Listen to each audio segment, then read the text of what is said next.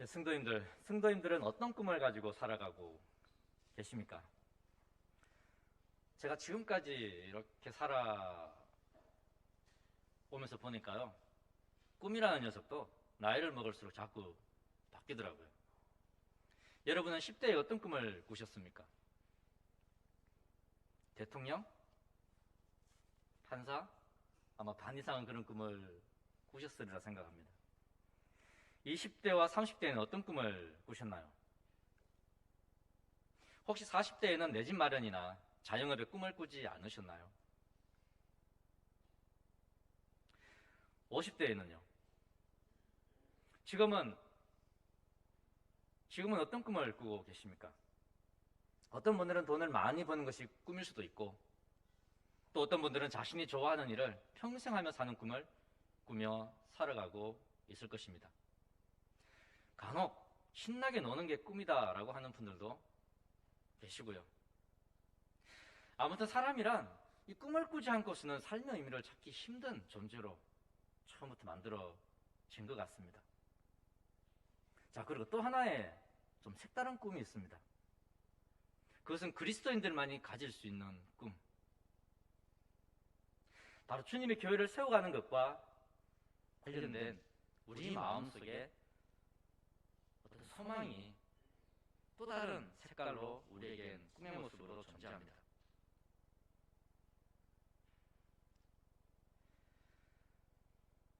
오늘 이 예배 자리에 오신 여러분은 어떤 믿음 안에서의 꿈을 꾸고 계십니까? 하나님께서 여러분에게 어떤 꿈을 꾸게 하셨나요? 교회를 세워가기 위해 여러분은 어떤 부르심을 받으셨나요? 안타까운 사실은 세상의 꿈과 믿음 안에서의 꿈은 똑같은 열심으로 우리가 쫓아갈 수 있는 것이 아니다라는 겁니다. 그래서 때로는 세상의 꿈에 치우치고 때로는 믿음의 비전에 우리가 올인하며 살아가기도 합니다. 지금 여러분은 어느 쪽의 꿈에 더 관심을 가지고 살아가고 계십니까? 자, 이런 질문들을 스스로 하시면서 오늘 본문 우리 함께 나눠봤으면 좋겠습니다. 성도님들, 하나님의 백성이라면 누구든지 여호와의 빛 가운데 행하기 위해 항상 노력하는 삶을 살아야 합니다. 왜냐하면 하나님의 백성이라 할지라도 자칫 세상의 풍속과 우상을 쫓아 사는 실수를 쉽게 범할 수 있기 때문이에요. 이사야는 실제 이런 일들이 이스라엘 백성들 가운데 일어나고 있음을 우리에게 말해주고 있습니다. 그리고 충격적인 것은 하나님께서 그들을 버리셨다라는 거예요. 성도들, 이런 말 듣고도 별로 안 놀라시는 것 같습니다. 네, 안 놀라시는 것 같아요. 하긴 성경 이야기를 읽다 보면 이런 일들 한두 번 나오는 게 아니잖아요. 하지만 성도님들, 이런 일들이 남들 이야기가 아니라 우리의 자녀 세대 아니면 우리의 손자, 손녀 세대의 일이라면 어떻게 하시겠습니까? 일단 우리의 믿음은 좋다고 칩시다. 우리의 자녀들이 신앙생활을 뒷전으로 하고 세상의 즐거움과 꿈만을 쫓아 살아간다면 이런 상황들 앞에서도 저와 여러분은 끝까지 뒷짐만 지고 구경할 수 있을까요? 뭔가 대책을 세우기 위해 바삐 움직여야 하지 않을까요? 성도님들은 지난 이사야에서 본문 말씀을 잘 기억하고 계시리라 믿습니다. 1절에서 4절 내용. 그때 저와 여러분은 말일에 일어날 일들에 대해서 함께 나누었습니다. 말일에 일어날 일들에 대해서. 그 내용들은 우리의 심장을 뛰게 할 정도로 이미 심장은 겉들여졌어요. 여호와의 전에 산이 모든 산 꼭대기에 굳게 설 것이요 모든 작은 산 위에 뛰어나리니 만방이 그리로 모여들 것이라. 교회로부터 영적 부흥의 때를 맞이하게 될 것이라는 내용이었습니다. 그런데 사실 이 이야기를 하고 있었을 때 이스라엘 민족, 이스라엘 족속들의 그 믿음은 바닥을 치고 있었을 때였어요. 그들은 주인을 알아보는 소나 주인의 구유를 알아보는 나귀보다 못한 믿음의 삶을 살아가고 있었습니다. 아니, 믿음이라는 말 자체를 거론할 수가 없을 정도의 삶을 살아가고 있었습니다.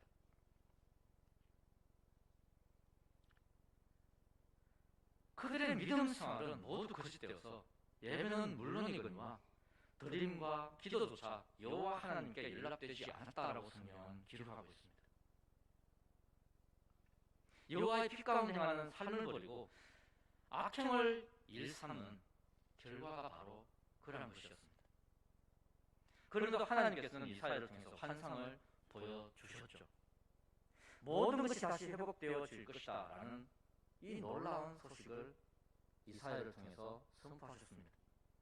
다시 모든 이스라엘 백성들과 열방이 하나님의 전으로 모여들 것이라고, 그 하나님의 전에 오르는 자들의 입에서 하나님의 도가 전해질 것이고 온 세상이 하나님의 다스림 가운데 회복과 평화를 누리게 될 것이라고 말합니다. 하나님은 이런 때가 반드시 오게 될 것이라고 이사야를 통해서 말씀해 주셨습니다. 기억하시죠? 성도님들, 그러면 우리는 가만히 기다리고만 있어도 된다라고 했습니까? 어차피 하나님께서 그렇게 우리를 회복시키실 테니까 그때까지 우리는 우리가 생각하고 계획한 악한 일들을 마음대로 해도 된다라고 했습니까? 아니잖아요. 오히려 우리는 우리가 그 일에 쓰임받는 자들이 되어야 한다라고 성경은 우리에게 일러주었습니다.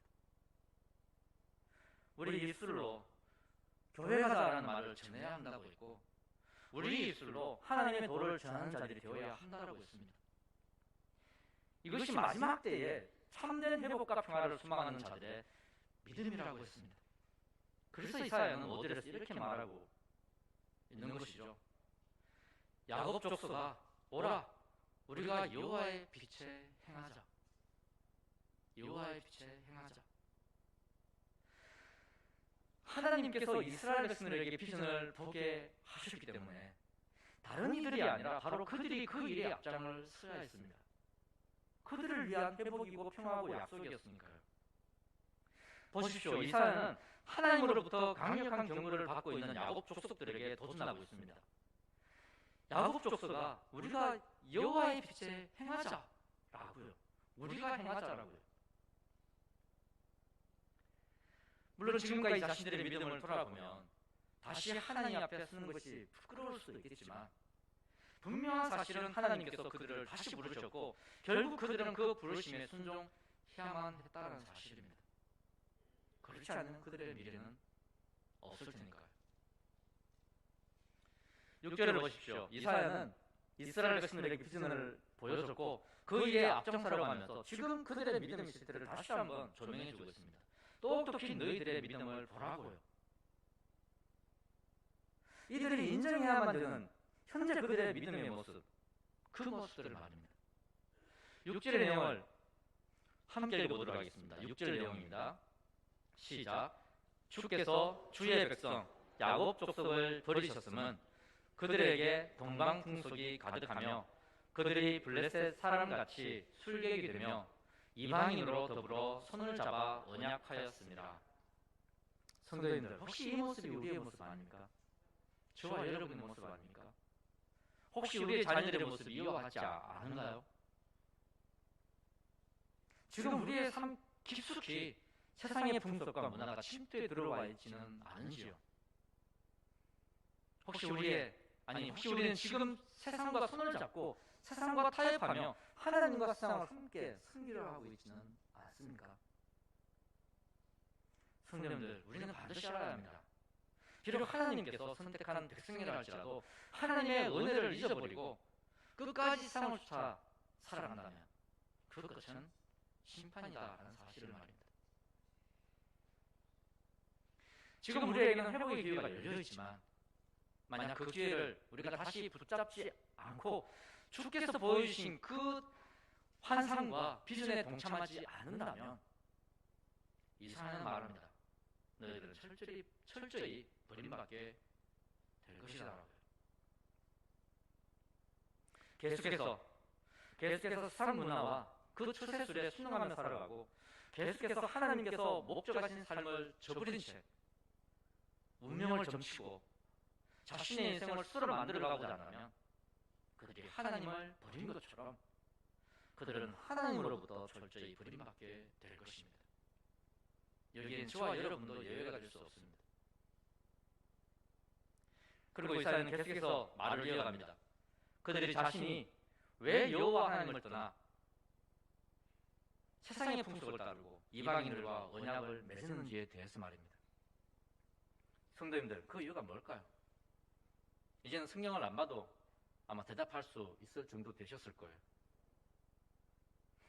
그렇습니다. 바로 넘치도록 풍요로운 삶, 남들보다 더 윤택한 삶을 살고 싶은 그 욕망 때문에 그렇다는 거예요. 7절을 제가 한번 읽어볼게요. 그 땅에는 은금이 가득하고 부하가 무한하며 그 땅에는 마필이 가득하고 병거가 무수하며. 성경이 지겹도록 우리에게 던지는 메시지 중 하나가 이거 아닙니까? 아마 그리스도에 대한 이야기만큼이나 많이 다루는 부분이 바로 이 돈과 물질일 겁니다. 그만큼 우리의 삶과 믿음 생활에 직접적인 악영향을 끼치는 것이기 때문이에요. 결국 이러한 것 때문에 이스라엘 백성도 그랬고 우리도 세상의 가치관을 쫓아 살아가게 된다는 것입니다. 세상 사람들과 강한 유대 관계를 맺으면서 말입니다. 하나님을 의지하지 않고요. 성도님들, 그 다음 절인 8절을 한번 보십시오. 거기에는 은과 금, 보화, 그리고 마필과 병거만 가득한 것이 아니라 뭐도 가득하다고 말하고 있습니까? 우상도 가득하다고 그렇게 말하고 있죠. 이사야는 여기서 우상 이야기를 꺼내는 이유는 물질적 풍요를 위해 사는 것이 우상을 숨기는 것이고 하나님이 아닌 우상을 숨기는 그 목적이 바로 물질적 풍요를 위한 것이기 때문임을 그는 너무나도 잘 알고 있었기 때문이에요. 저는 본문을 묵상하면서 이런 생각도 해보았습니다. 당시 사람들은 적어도 물질에 대한 욕심을 버릴 수는 없었어도 그 욕심을 하나님을 통해 채우려고 하진 않았다는 거예요. 그들은 하나님이 어떤 분이신지, 하나님을 섬기면 어떤 복이 주어지는 건지 우리보다도 더 잘 알고 있었던 것 같아요. 하나님은 인격적인 분이시기에 불합리한 기도를 들으시지 않으시고 오히려 정당하지 않은 기도에 대해서는 그분께서 진노한다라는 사실까지도 그들은 잘 알고 있었습니다. 그래서 세상적인 욕심을 위해 살 때에는 자연스럽게 하나님이 아닌 우상 앞에 절하며 나아갔던 것이고요. 그것도 그런 것이 구약에서 말하는 복의 개념, 철저히 영적인 것에 대해서 이야기합니다. 혹 물질적인 축복에 대해서 말하더라도 그 축복은 자기에게 맡겨진 일에 최선을 다할 때 주어지는 물질, 바로 그것을 이야기를 하고 있습니다. 그래서 그 축복은 많아도 그만, 적어도 그만이에요. 그것 때문에 하나님을 더 잘 섬기는 것도, 하나님을 더 기쁘게 할 수 있는 것도 아니었으니까요. 빌립보서 4장 12절 말씀도 그런 의미에서 사도 바울이 고백한 믿음이었습니다. 나는 비친에 처할 줄도 알고 풍부에 처할 줄도 알아 모든 일, 곧 배부름과 배고픔과 풍부와 궁핍에도 처할 줄 아는 그 일체의 비결을 배웠다라고 말합니다. 이 말이 무슨 뜻입니까? 한마디로 부하든 가난하든 그것 때문에 믿음 생활에 영향 받지 않는다라는 말이잖아요. 어떤 상황에서든 하나님을 기쁘게 할 수 있는 그 일체의 비밀을 사도 바울은 깨달았고 실천하고 있다라고 그렇게 우리에게 말해주고 있는 것입니다. 성도님들, 좀 더 여러분을 시험 들게 해드리겠습니다. 성경은 우리가 물질적인 풍요를 누리기 시작할 때 오히려 영적으로 타락하게 된다는 사실을 지속적으로 말해주고 있습니다. 물질의 필요 때문이 아니라 물질의 풍요에 집착하게 되면 하나님을 섬기는 일보다 세상과 함께하게 되어 있기 때문이에요. 충격적이지 않습니까? 이미 다 알고 계신다라고요? 죄송합니다. 근데 문제는 우리가 알아도 그렇게 살지 못하기 때문이죠. 모세가 이스라엘 백성들에게 남긴 마지막 메시지 중에 이런 내용이 있습니다. 신명기 32장 15절 말씀인데요. 그 이전의 내용은 이런 것들이었어요. 하나님은 자기 백성을 보호하시고 인도하시고 그리고 필요를 채워주시는 분이시다라는 사실들을 쭉 모세는 이야기를 합니다. 모세는 이 사실을 다음 세대들이 반드시 기억하기를 원했었고, 그러면서 동시에 한 가지 더 내용을 덧붙였죠. 사람은 풍요롭고 윤택하게 될 때 하나님을 떠나게 된다 라고요. 정신 차리지 않으면요. 신명기 32장 15절을 제가 한번 읽어봐 드리겠습니다. 그러한데 즉 하나님께서 지키고 보호하시고 필요를 채워주시는데 여스로니 살찜에 발로 찼도다. 네가 살찌고 부대하고 윤택함에 자기를 지으신 하나님을 버리고 자기를 구원하신 반석을 경홀히 여겼도다. 성도님들, 물질에 대한 믿는 자들의 태도는 철저히 일관되게 그것에 무관심할 수 있어야 합니다. 하나님께서 채워주시면 채워주시는 대로, 없으면 없는 대로 우리의 복은 하나님과 함께하는 것이지 많은 것을 가진다고 그것이 복의 척도가 되는 것도 아니고 그렇다고 더 하나님을 기쁘시게 해드릴 수 있는 것도 결코 아닙니다. 그저 하나님 앞에서 정직하고 성실하게 생활하며 그분께서 채워주시는 것으로 이웃과 하나님을 또한 섬기면 그것이 하나님께서 가장 기뻐하시는 믿음의 참 모습이라는 사실이에요. 다 할 수 있는 거잖아요. 누구나 다 할 수 있는 거잖아요. 저와 여러분은 이전에 우리의 모습이 어떠했던지 간에 우리의 남은 삶 동안에 하나님의 빛 가운데 살아가기 위해 노력하는 자들이 되어야 할 줄 믿습니다. 그리고 이사야는 이스라엘 백성들을 조금은 약 올리는 듯한 어조로 불신앙의 삶이 얼마나 수치스러운 심판으로 끝나게 되는지에 대해 말해주고 있어요. 성도 여러분, 하나님의 백성이 여호와 하나님을 섬기지 않고 물질의 눈물로 우상을 숭배하면 그 자체가 정말로 수치스러운 삶이 되고 만다라는 사실 우리는 기억해야 합니다. 하나님의 백성이 세상의 것에 매여 산다는 것, 좀 심하게 속된 말로 제가 한번 표현해 볼게요. 이 삶은 쪽팔리는 삶이에요. 우리는 느껴야 합니다. 알아야 합니다. 저와 여러분은 허구한 날 노래하지 않습니까? 우리는 사랑받기 위해 태어났고 세상에서 가장 가치 있는 존재들이다 라고요. 이런 찬양이 가능한 것은 바로 우리가 하나님의 보호하심과 인도하심 그리고 그분의 채워심 안에 있기 때문에 가능한 것인데, 그래서 찬양과 노래, 간증을 하면서도 우리는 그 하나님의 은혜를 잊어버리고 한편으로는 이방인들이 따르는 그 우상을 쫓기도 하고 그들처럼 미래의 불확실함 때문에 점을 보기도 하고. 한번 생각해 보십시오. 하나님을 의지하고 믿는다라는 저와 여러분들의 삶 가운데 이러한 모습들이 있다면 얼마나 수치스럽습니까? 그리고 하나님의 백성이라고 하면서 하나님보다 세상의 힘과 권력 그리고 부를 동경하며 그들과 결탁하며 사는 인생 얼마나 초라한지요.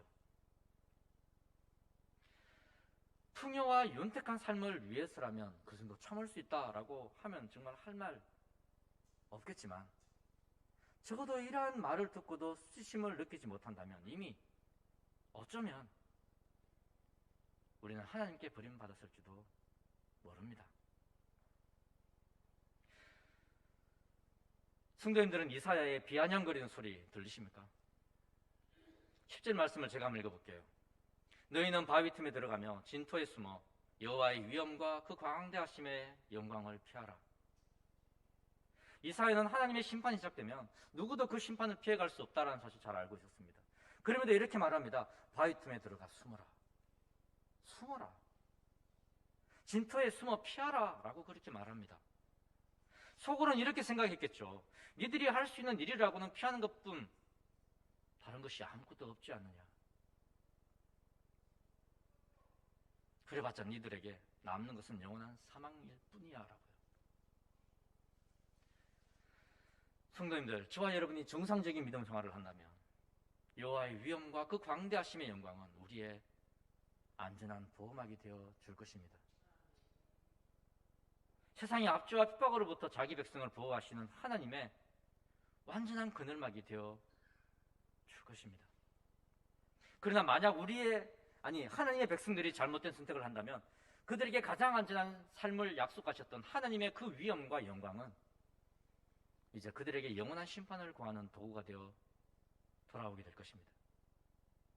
그들이 달려가 맞이해야 했던 하나님의 위엄과 영광은 이렇게 피해야만 하는 무서운 심판의 도구가 될 뿐이죠.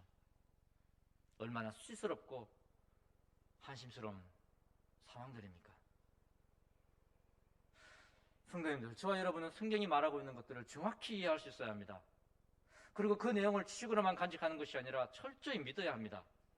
그래야 성경을 통해 깨닫게 되는 영적 원리를 우리의 삶 가운데 적용하며 살아갈 수 있을 테니까요. 그것이 하나님의 의를 닮아가는 삶이니까요. 그렇지 않고 신앙의 열심은 있지만 세상적인 자기 욕심 때문에 하나님의 말씀을 의심하고 빼버리고 마음대로 자기 생각을 집어넣다 보면 절대 여호와의 빛 가운데 행하는 삶을 살아갈 수 없습니다. 그리고 마침내 11절의 말씀이 이루어지게 되겠죠.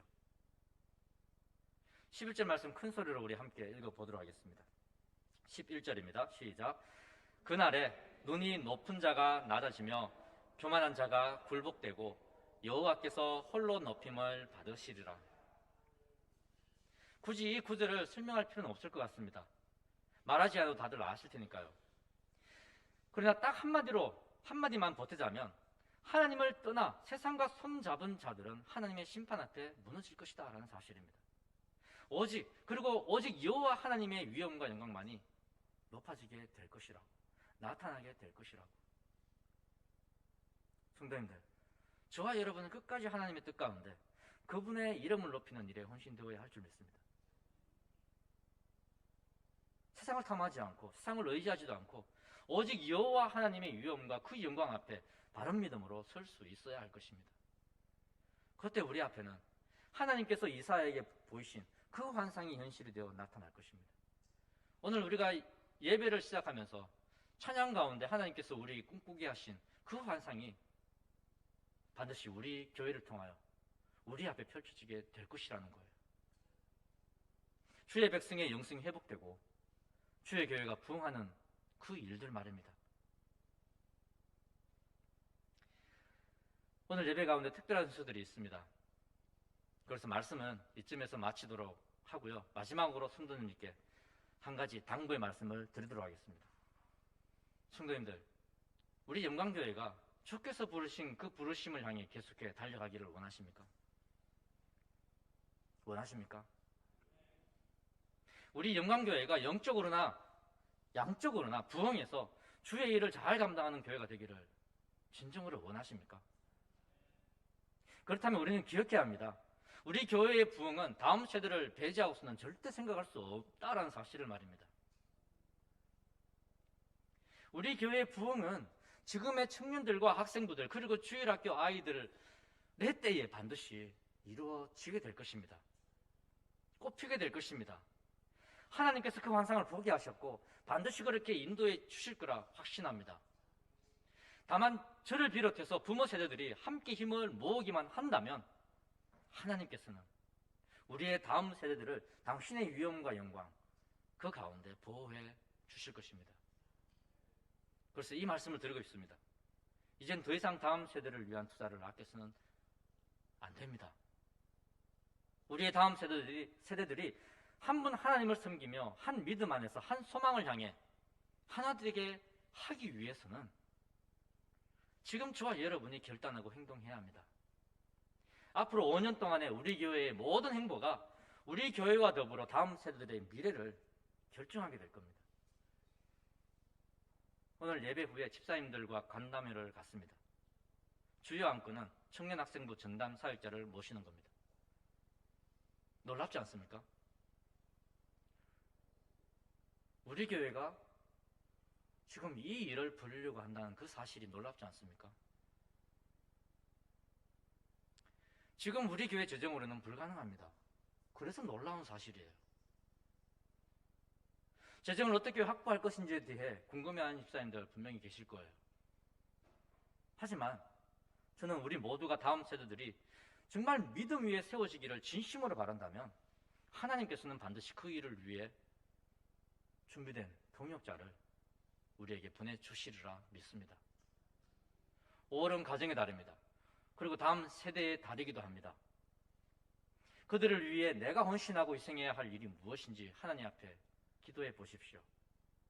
그리고 주님의 음성이 들릴 때에 다음 세대를 위해 여호와의 빛 가운데 결단하고 행하는 우리 영광교회 모든 성도님들 되시기를 주의 이름으로 축원합니다.